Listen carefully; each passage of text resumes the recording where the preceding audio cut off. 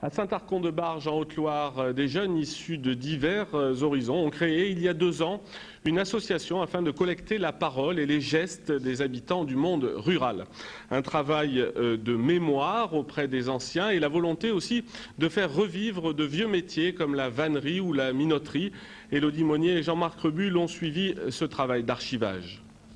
Aline, Thomas et Jonathan parcourent la campagne rurale de la Haute-Loire à la recherche d'un peu de mémoire et de gestes d'antan presque oubliés. Les habitants des villages se prêtent volontiers à leur démarche de collecte. René Bruchet fait de la vannerie pour occuper ses hivers. Devant la caméra, c'est un peu de sa vie aussi qu'il partage. C'est facile, hein. Monsieur Thomas va venir une demi-journée, un jour pas pressé, je lui apprends bien, il le voit déjà. Plutôt que ça se perd, c'est vrai.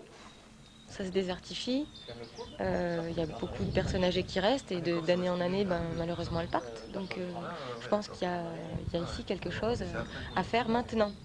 Parce que dans 10 ans, il n'y aura plus du tout les mêmes personnes, les mêmes vécus.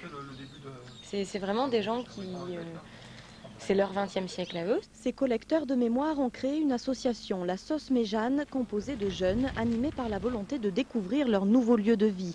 Faire ressurgir du passé des ruines, c'est aussi une autre façon de s'approprier le pays.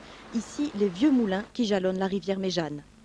On aimerait essayer d'organiser une petite balade, donc on appellerait la balade des moulins, pour rappeler un peu le temps, toute l'activité qu'il y a eu à l'époque sur ce secteur, et au fil de la Méjane, qui comportait quand même pas loin de 5 ou 6 moulins sur tout le long, et donc rappeler toute la vie qu'il y avait à l'époque. Des rencontres et des lieux à faire renaître plein la tête. L'association n'en est qu'au début de ce long travail de collectage. Des archives sonores et visuelles que ses adhérents comptent transmettre en animant des ateliers de vieux métiers.